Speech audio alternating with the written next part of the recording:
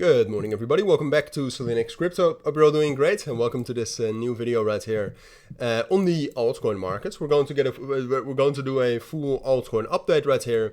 The last one I did was 2 days ago, so not that long ago. But obviously, there's quite a lot of volatility. There's quite a lot of people that are scared right now. So I thought let's make a new update. We'll talk about what's going on. I mean, honestly, since 2 days ago, even though it might feel like that. Since the last 2 days have been very, very much different from the 2 weeks before, but nothing very much has changed, right? I mean, I think somewhere in the weekend, we said, right, well, we are at a massive resistance level, as you can also see on the higher time frames. It's quite normal, or at least there's quite a good likelihood that we are going to get a pullback.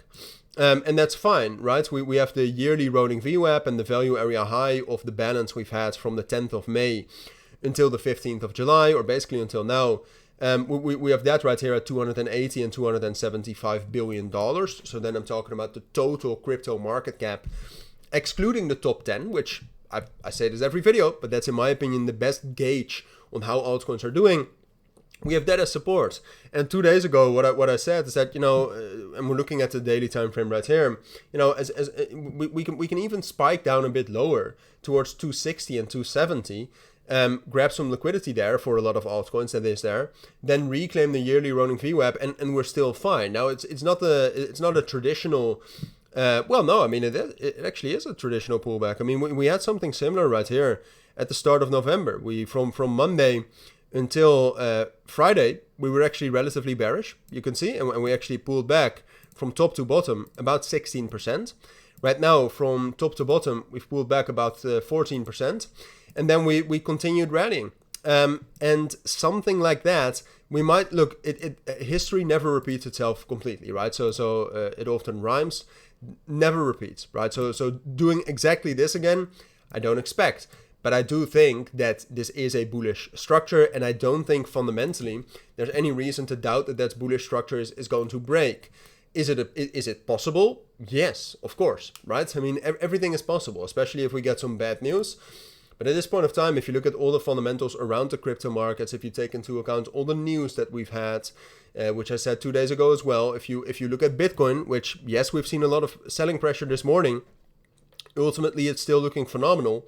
I would say it's most likely we are going to continue this. Now, like I said, with that, or at least what I want to emphasize is that with this bearish pressure from Bitcoin, that can continue, all right? A Friday is actually relatively bearish for Bitcoin, or it has been over the last month. It's a bit of a de-risking day. So can we drop down lower with Bitcoin, and will that influence others as well? Yes, but like I said, on the daily time frame, it is possible that we spike down a bit lower, reclaim, find stability, which seems a bit more likely now, and then continue up rallying higher.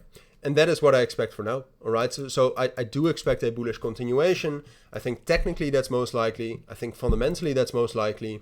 And I don't think to expand on those fundamentals, I don't see any reason at this point of time, fundamentally, why we would give up the uptrend. So no, still looks good. That's what I expect. Should you be scared?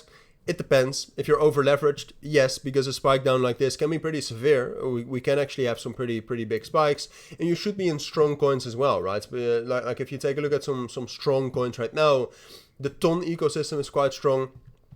Athena is very strong.